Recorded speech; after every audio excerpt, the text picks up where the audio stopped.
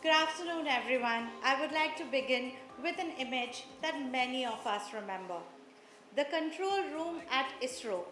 The night Chandrayaan 3 touched down near the south pole of the moon. And there were women in saris and salwar suits standing at the center of it. Around a fifth to the quarter of ISRO's 16,000 plus are women. And close to 54 women and engineers, scientists and engineers, worked on a single mission. Nijar Shaji went on to lead Aditya L1, India's first solar observatory, as project director. Ritu Karidhal is known quite simply as the rocket woman of India. And yet, let's take a step back. And the picture is more complicated. Indian women earn about 43% of our STEM degrees, but only 14% make of the STEM workforce. So the headline is not that women have arrived. It is that women keep walking into rooms and into industries that were never built for them and quietly changing what these rooms do. That is exactly who we have on this panel. Real estate operations, global shipping, corporate law and governance, and venture capital. 4 unconventional fields for women to lead in, or they said. And 4 leaders who turned trust, safety, and resilience into hard business leaders. Once again, with a warm round of applause, may we welcome and introduce our 4 panelists for today. To begin with, Ms. Charu Thapar, Executive Vice President at Brookfield Properties, a hotel management graduate from IHM Pusa, a chartered surveyor, and a member of Royal Institution of Chartered Surveyors. She brings more than 3 decades in real estate, including over 25 years in asset and property management across India and Asia Pacific. Before Brookfield, she served at JLL, where she was the Executive Director for Asia Pac, leading property and asset management businesses across APAC. She has also held senior leadership roles at Cushman & Wakefield, Colliers, and serves on the Board of Trustees of the Council on Tall Buildings and Urban Habitat. Charu, truly an honor to have you. Ms. Sanjam Sahi Gupta, Director, Sitara Shipping and founder of Maritime Shio, a founder member of Vista India and former board member of Vista International. She became in 2017 the first Indian woman and the first person from the private sector to be appointed to the Executive Board of Directors of World Maritime University in Malmö, Sweden. She holds letters of commendation from the Secretary General of the International Maritime Organization, and her contribution has been honored with the Sandvik Gender Award and recognition as leading woman in shipping business. A gender expert empaneled by United Nations, ESCAP, and IMO, and also serves on the Diversity Committee of International Chamber of Shipping. Wow, that is such a resume. Rukmani Seth Virmani, Head of Legal, India Plus at Michael and Susan Dell Foundation, a major global philanthropy. A corporate lawyer trained at National Law University and previously with AZB and Partners, among India's foremost law firms. She leads legal, governance and compliance functions for foundations work across India and the wider region, and she sits where judgments become business decisions. If ever they told you that lawyers do not participate in M&A decision making, Rukmani is breaking that. Thank you, Rukmani.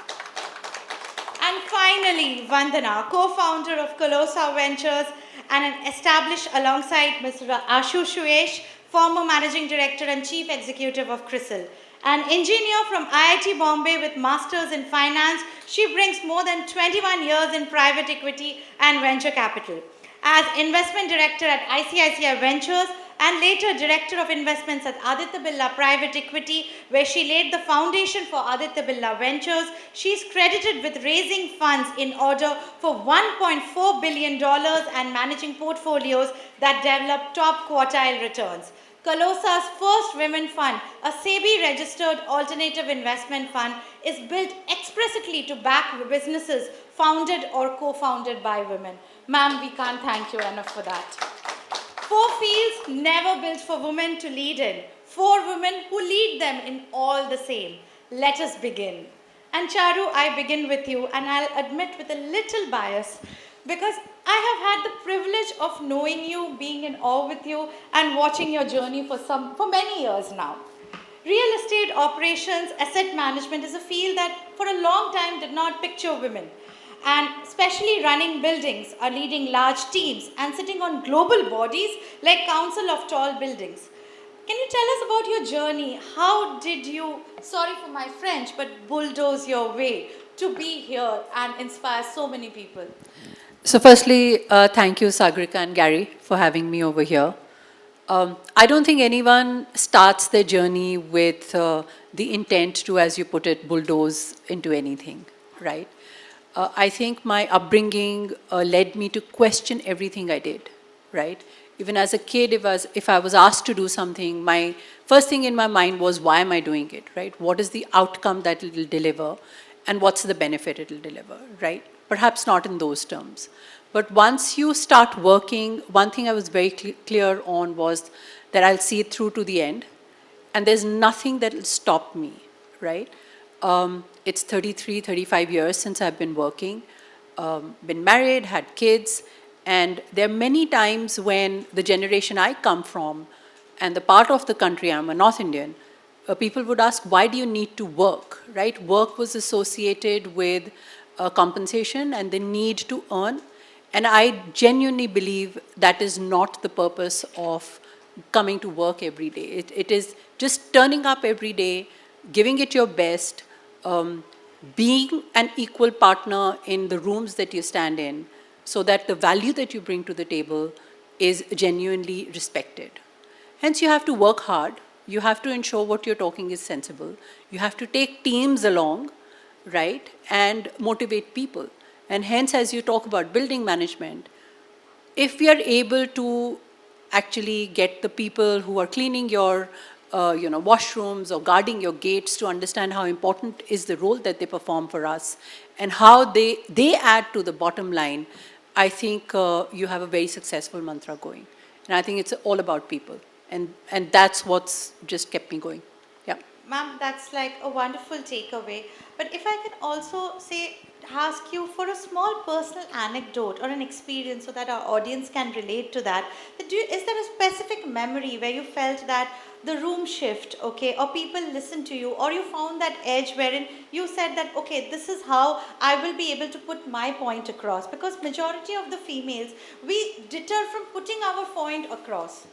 So, even now, to a certain extent, sadly so, the senior leadership roles, and I think Colonel spoke about it, the funnel just reduces, still has male-dominated rooms. But in the earlier years, and as I said, I think upbringing brings a big part to what you bring to the table. I have never thought of myself as being unequal to anyone.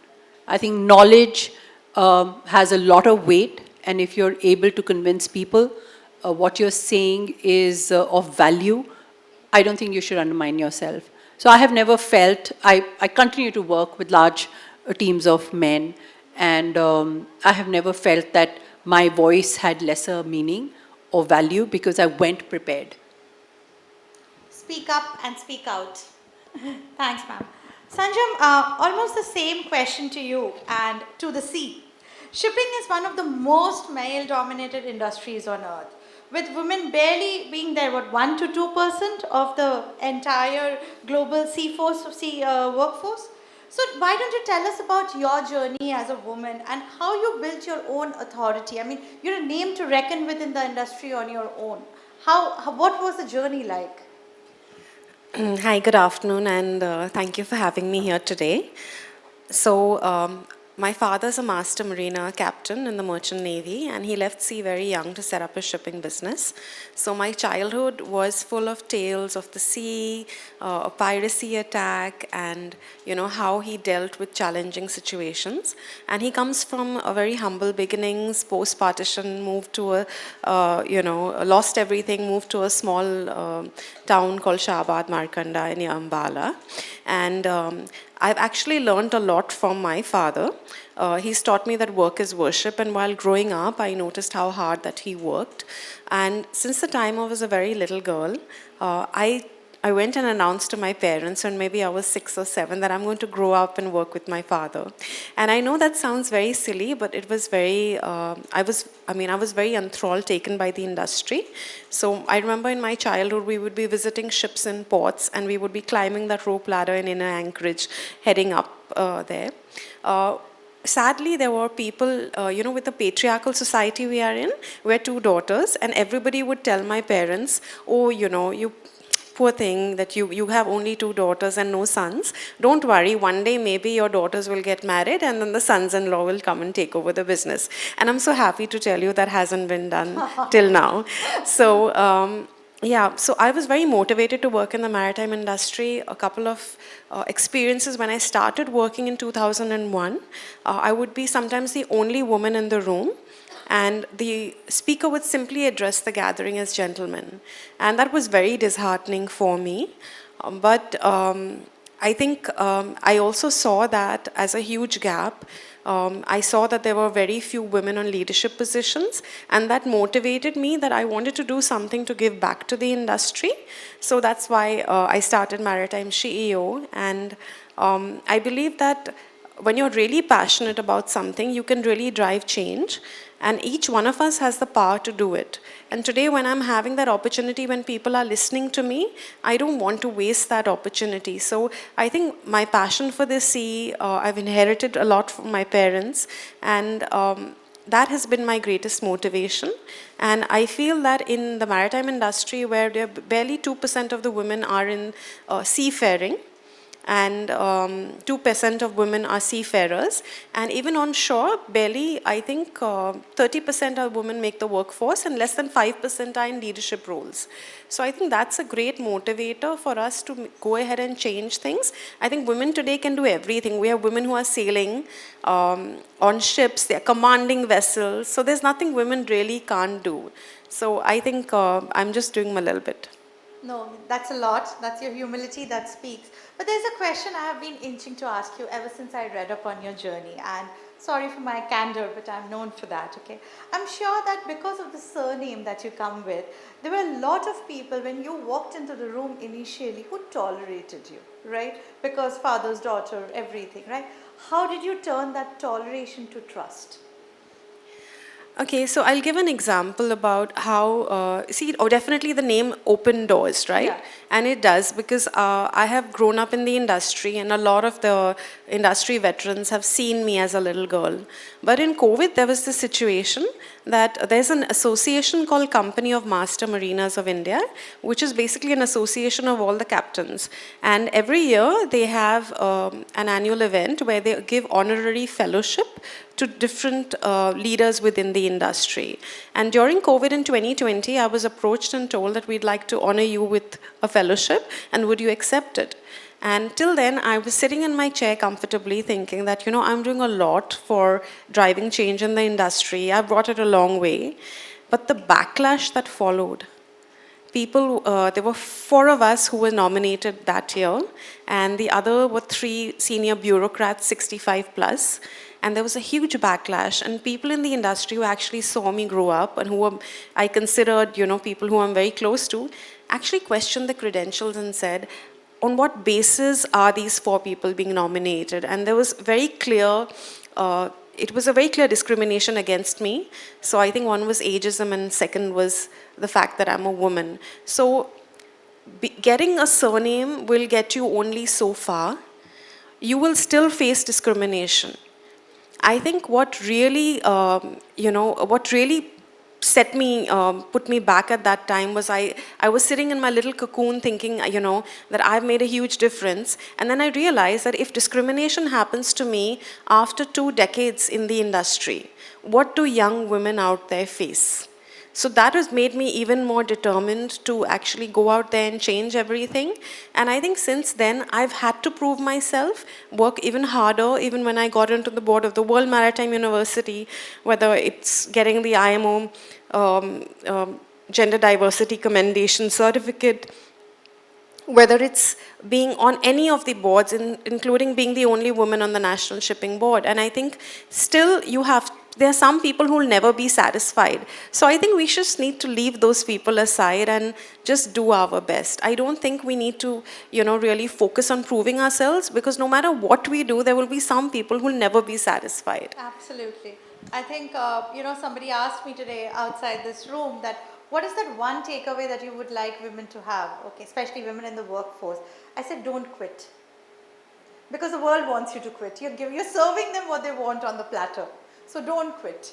So, but thank you, Sanjam, for that. And Rukmani, coming to you and my fellow legal brethren, so, feeling a little personal in this, but, when we are trained as lawyers, we are told that we have analytical minds and, we have a very strong governance and ethics.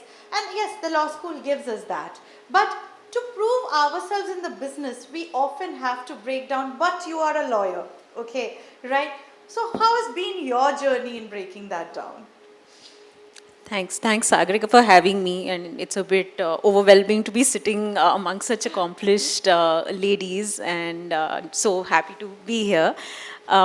My journey started out as a hardcore corporate lawyer. I started out at Amarchand and then moved on to AZB. And what was common across not just these two firms, honestly, but just generally the way we are trained as corporate lawyers, it's a very gender neutral way to train, that be the loudest voice in the room.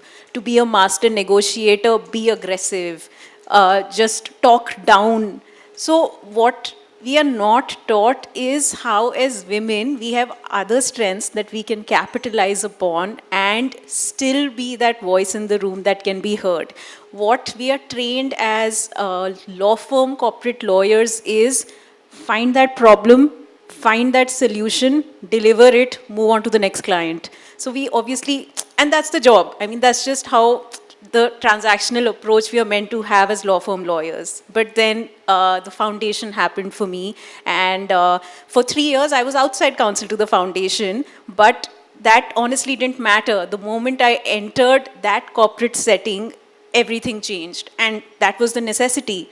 What changed was that what I realized was that I was never taught or given emphasis on the soft skills that are so important for us as women to use when we enter rooms and become part of that decision-making body. What we can sort of capitalize on is our empathy, our resilience, our patience, and use all of those as strengths. So I remember when so as Michael and Susan Dell Foundation, we've been in this country for 21 years. We have been working in the field of education, financial services, and jobs and livelihoods. What we are also proud to say is that we are at the forefront of creating outcomes-linked payment structure. So essentially ensuring that people are paid to generate the most amount of impact for the communities we serve. Now, these were, what I just said was, I know, complete jargon, and that's how it felt. Now, how to simplify it or how to make something scalable out of it is where we as corporate in-house counsels come in. And that's what, at the outset, I had this massive imposter syndrome. What am I doing here? Why can't they just tell me what needs to be done? I'll draw up the contract, sign, move on. And then you realize very quickly, you're not an executor anymore. You're a thought partner. You are someone who is going to be a partner right from when the idea is nothing but something on paper to complete fruition. So that journey from looking at things from the outside to becoming that insider, that co-creator, that thought partner is that journey that I have seen over the last 7 years at the foundation. And 3 things that I feel have really helped me is building trust. And you don't build trust by commanding. You build trust by being patient, by being resilient, by being a problem solver, by not just, it's very easy to say no, but you have to build trust by telling people how to do something in a responsible manner, in a sustainable manner, in a scalable manner. And being accountable and owning something along with the business team from scratch till fruition. That's what I think has earned me that seat on the table, and I have tried to capitalize all the strengths that we as women inherently have. Before you put the mic down, while you have told that what you have done outwardly, you touched upon a very sensitive topic, which I think the mid 30s give us like free of cost, okay? Imposter syndrome. Like, whose life am I leading? And specifically for women who are looking to change, not entirely their career, but at least their career path, okay?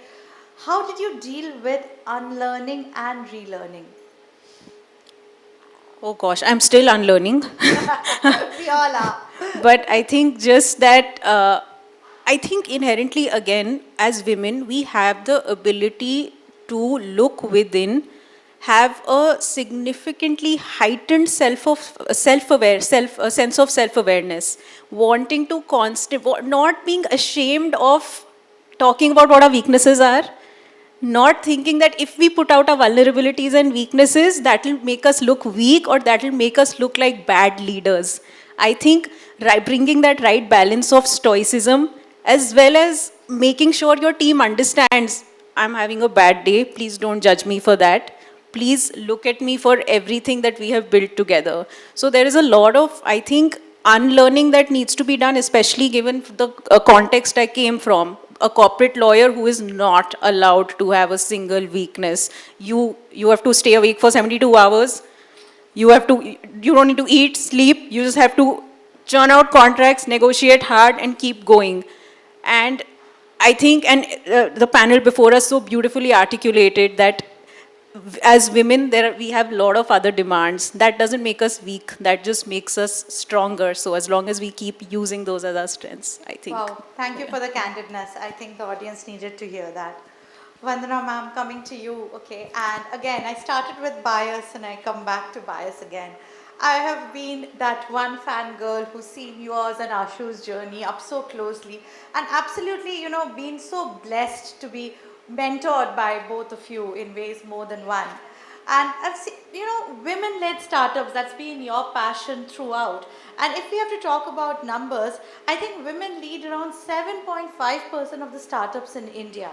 But if we look at the statistics which are only published till 2024, out of those 7.5%, only 0.7% get a funding, okay? Because the truth is that venture capital is a field where women don't hold the checkbook. And having broken that myth and to ensure that you're cutting checks for women, yours is a journey I think the audience would love to hear.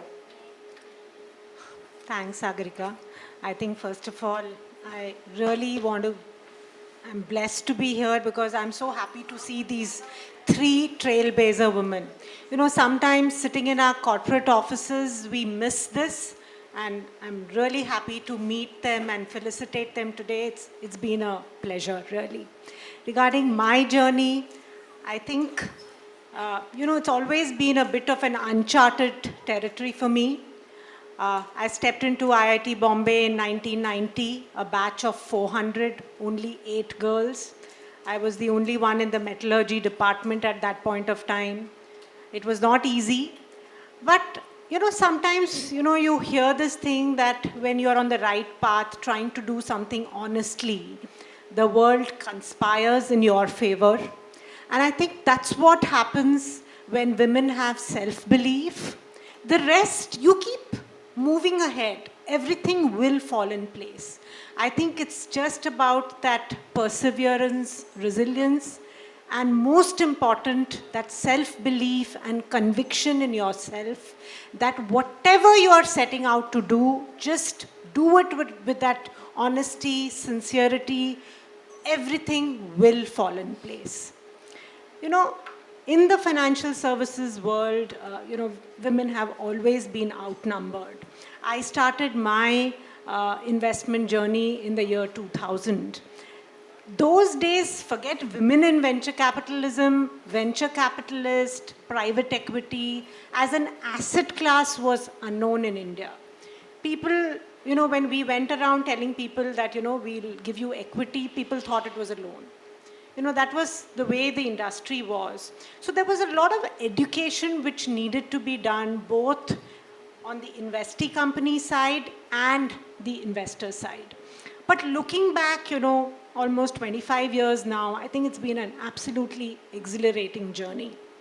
I've backed companies like Naukri.com, Indian Energy Exchange, Deccan Aviation, Sybil. And when you look back today, you feel satisfied. But one thing which kept bothering me a lot, this was, sometime in 2017-18, when I started seeing a lot of women setting up businesses. And I used to wonder, my last 15 years, very few women were coming forward. What's really changing in the world around? And that's when, realized that, the Hindu Succession Act had changed, wherein the government said that family inheritance could go to daughters. But family businesses were still looking for the nephew, the son-in-law, and not really passing on the baton to the women. After that, I would say this change now has started happening only in the last 10 years, where you have, like the Reddy sisters, all of them really taking the businesses to new heights. And what I would say is that, women entrepreneurship was there in India always. In the SME sector, if you see 60% of the businesses actually, on paper at least, are owned by women. But actually, the seed of entrepreneurship today is actually driven by technology.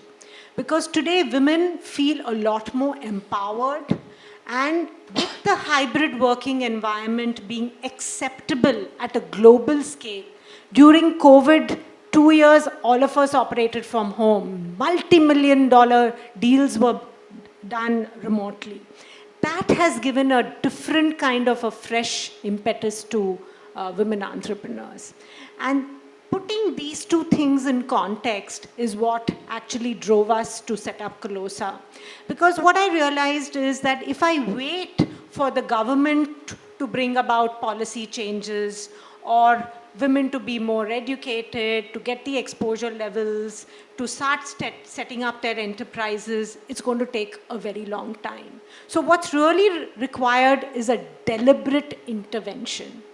If you think, I can stand as a bystander and hope for things to happen, but if you have to bring in that positive change, you have to be that change yourself. And today I'm happy to report that we've raised more than 250 crores and we're supporting women entrepreneurs. And we have businesses from biotechnology to consumer businesses to healthcare to financial services.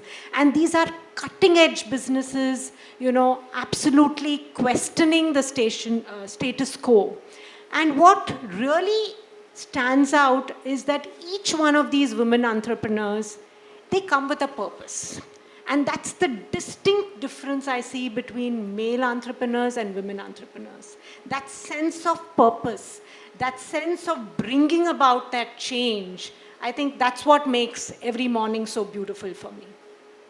I guess that's like leaving us speechless and wishing that we did more. Because honestly, I had the follow-up question to you, which you've already answered, that 17% of the women are holding checkbooks in private equity, and how much of that reflects in who gets the check, in front. So yes, you answered that to be the change, to see more women getting funded, we need more women-oriented funds. Because of course, the journey is towards equity, but to get there, we first need a level playing ground, and definitely private equity is not where we have a first level ground. So thank you for setting the tone. I'll just add to that. Sure. There's always a mafia in every sector. So there is a startup mafia also. And, when you have access to networks, you get funding, you get business, everything falls in place. And I think that's happened very well for male entrepreneurs. And why not? So I think our job as women around here is to actually set up that startup mafia for other women entrepreneurs, provide them capital, provide them access, provide that networks, and I think change will happen. Yes, ma'am. I love being a mafia. Okay, but those are such inspiring personal journeys. But our panel today, and see, the first thing that we said in the morning is that this day is not about women, it's about growth. And our panel is about business and the ROI that these women are showing the world that we can do. So Charu, coming back to you, you did not just enter the room, you delivered across 650 million square foot portfolio and thousands of people. How did leading on this entire operational experience, excellence, show up when it came to measurable return or the ROI? How did you graduate from being a hardcore ops to leading businesses and P&L? Because a lot of us want to get there, but we are told ops cannot really lead the P&L. Interesting. So firstly, let me say, I think I can see you as the mafioso. Yeah. You know, you do a good job with that. But yeah, as I said earlier also, everything we do we must question. Why am I doing what I am? And how is it benefiting the firm or the company that I'm working for, right? No one is going to be spending money on having large operations team which deliver nothing, which do nothing, right? In the field that we're talking about ROI, we're talking about, keeping our buildings occupied, about rental yields, etc. How does that happen? That happens when operations teams are able to deliver good experiences for people, especially in the current day and age when flexibility plays such a huge role in how we work. Campuses need to have a pull to getting people into work so that they can maximize the profitability, right? It's physical space. You need to have people to maximize that profitability. So operations, technology, enabling people, delivering experiences, having all amenities utilized and monetizing the same, food and beverage experiences, etc., is all delivered by operations. The building itself is doing nothing, right? So unless you're able to articulate not only the journeys, but also how revenue is getting impacted by what you do, that is where the proof of the pudding is. And that's where the maximum the revenue is accreted to the business. So I don't think anyone, the last man standing in anything operational that they do, should undermine themselves, because that is what brings value, brings resilience to your asset, provides safety, provides cleanliness, provides that experience, all of that, very important. So basically know how to convert the value yourself rather than waiting for somebody to hand you over a formula. Yeah, so you can't be, you have to speak for yourself. You have to be your own best, marketing agent. You have to articulate things that you've done and what are the benefits they have released, accreted to the business that is, delivering such wonderful results in whichever field that you are at. Thank you. Sanjam, while we are speaking to women at the top, I'm very intrigued by Maritime Shio and your decision to actually invest in women who are in the mid and the lower tiers. Because generally, and let's face it, it's the brutal truth. We feed the pipeline that is already fed. So we have programs which is for top CXOs, for leadership courses, everything. And these are attended by leadership. But you chose an alternate path. What returns have you seen, seeing the strategy work? Yeah, so Maritime Shio was primarily founded with the premise that we needed to create the next generation of female maritime leaders. We have since then tied up with the International Maritime Organization, had leadership accelerator programs for women in maritime, which have been conducted globally. So we've put 90 women through developing countries through the leadership program. And what we found that from these 90, we found that 20% of these women have, when given the opportunity, have actually excelled tremendously. They have risen, and them rising has not only been beneficial, of course, it's been to themselves, but also to companies that hire them. In 2020 also, with the funding of the Dutch consulate in India, we did a study on the business case for diversity. So we actually spoke to over 100 companies in maritime and the related verticals, and we actually saw correlation between a greater level of diversity and higher productivity, profitability, innovation, and teamwork. And we did find that there was a positive correlation there. So it's, I think it's the reason why we also do this is because, you're still talking about the first woman CEO of the Shipping Corporation of India, the first female pilot, sea pilot in India. But what are we doing to widen the path for women to come? Everybody is talking about them, celebrating those women. How are we widening the path so that more and more women walk down those in their footsteps? So I think that was one of the reason I felt that it was very important to create those pipelines, because the young women who are coming into the industry today, while it's easier than what it was 2 decades ago, it's still a very male-dominated industry. And that's only on shore.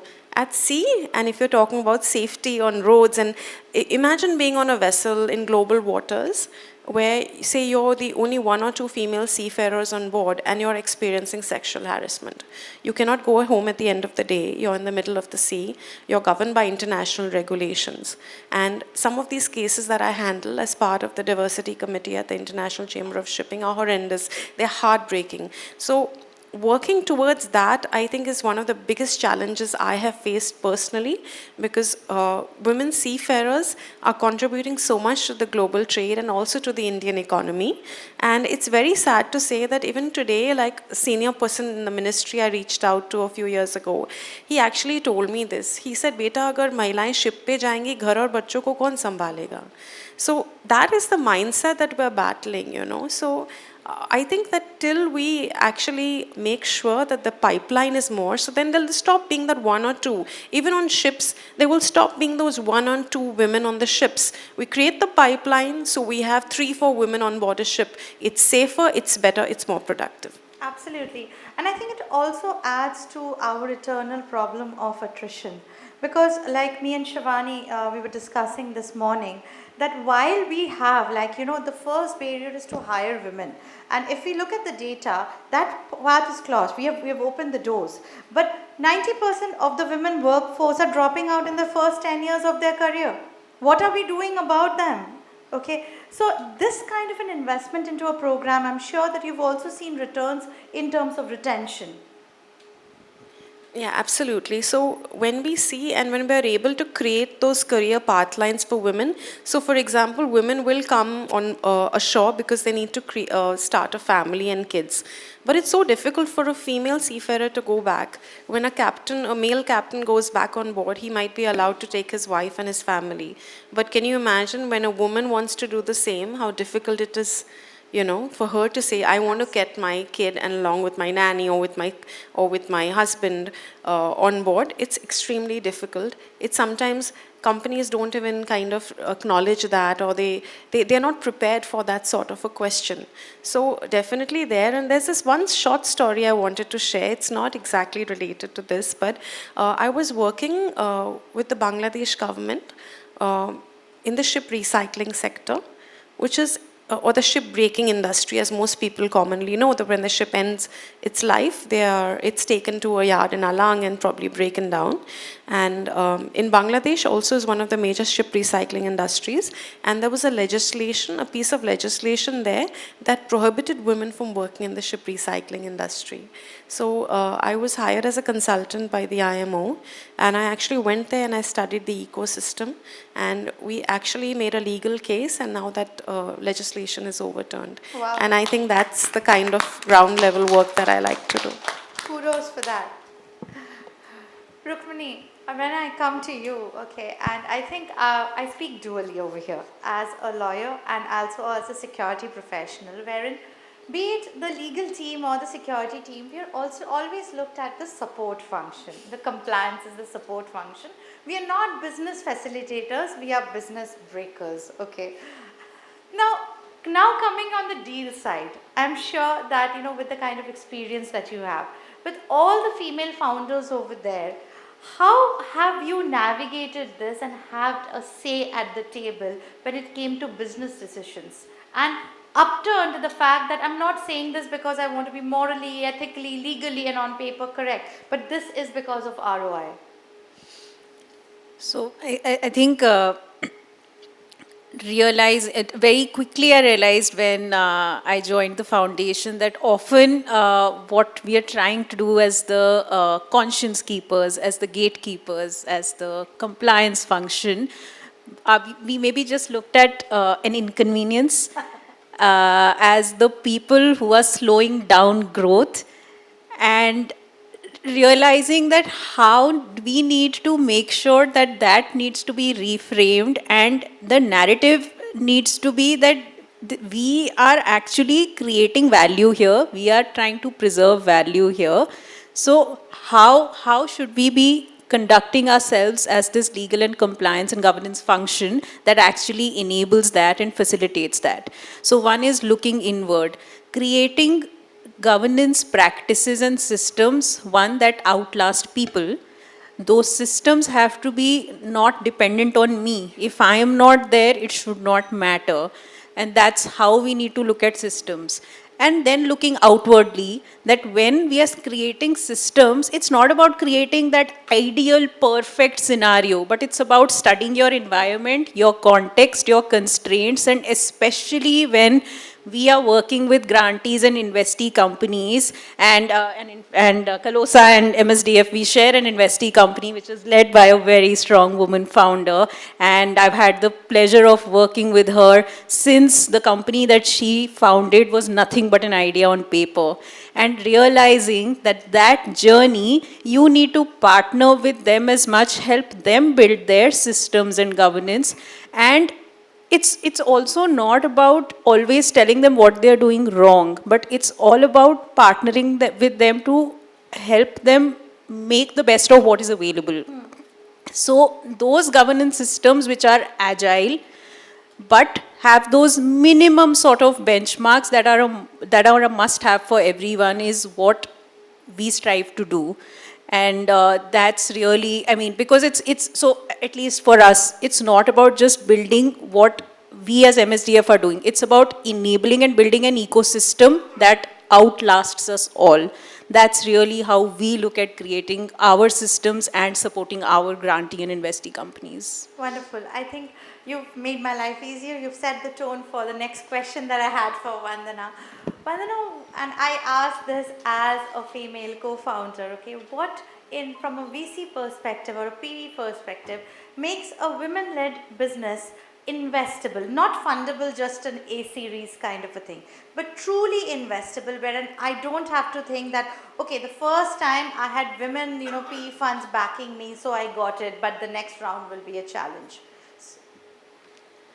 See, first of all, you have to be solving a problem. There has to be a structural necessity for why your company exists. It cannot be some thought which came to you. It's something which your customers really need, the ecosystem really needs.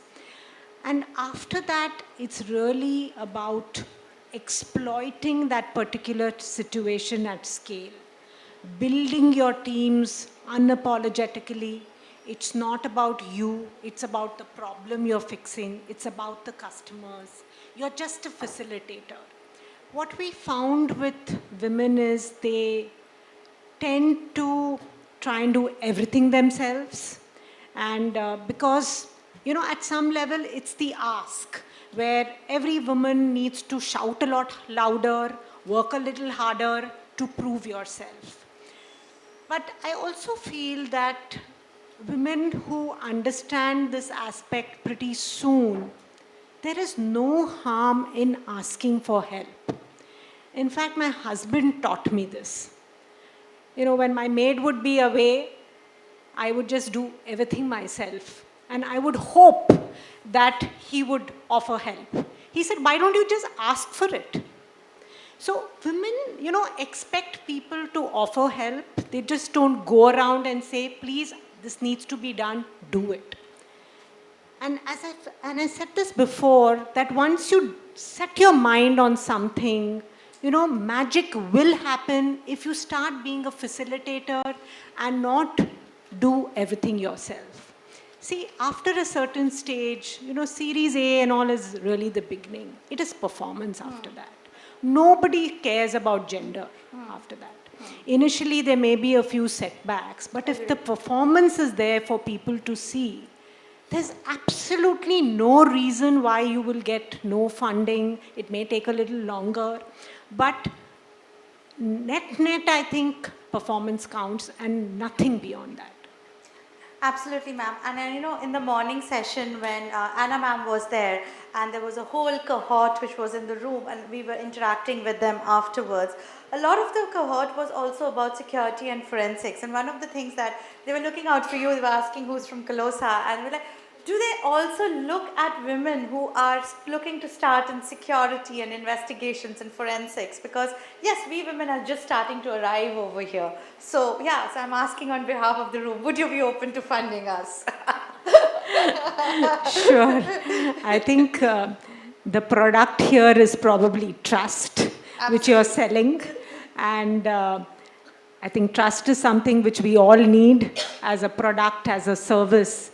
So if the scalability is there, the ROI is there, why not? Okay, so with that, while we come to the takeaways, let's do that, okay? So our ladies gave us wonderful insights. I think I echo when Charu said question. Okay, question the why, question the what, question the how. And convince yourself. The moment you convince yourself, the rest of the world will get convinced. The world plays on your doubt, not on their doubts. Okay? And yes, loved when Sanjam said that the real growth strategy is in the pipeline. Invest in women in the middle, not only at the women in the top. Rukmani, love you for saying show vulnerability, that it is not weakness, okay? I think we women really struggle for that. But at the same point of time, you also said, do not take credibility for granted. Demonstrate it. Because once you let your work speak, the rest of the chatter stops. And Vandana, okay, like what can I tell about you? But you really brought the core truth on the table, that capital and a seat at the table remain the unfinished work. So back women deliberately. Fund them, appoint them, and yes, bring them with you. Like how Rukmani and Vandana were giving the example, that it's just not easy to put the fund in the bank, but you have to walk along with them. And I guess that is the growth, that is the ROI, that is the economic value that we women bring on the table. The rest is for us to pay it forward and make sure that everybody sees it. Thank you, ladies. You were I just want to add one more thing. Sure. I think working with women make men better husbands and fathers also. So I've been told this many times, right? They become more sensitive to their wives when they go back, and they want their daughters to aspire to achieve. So that's what I wanted to add to. Sure. Thank you. A big round of applause for our panelists.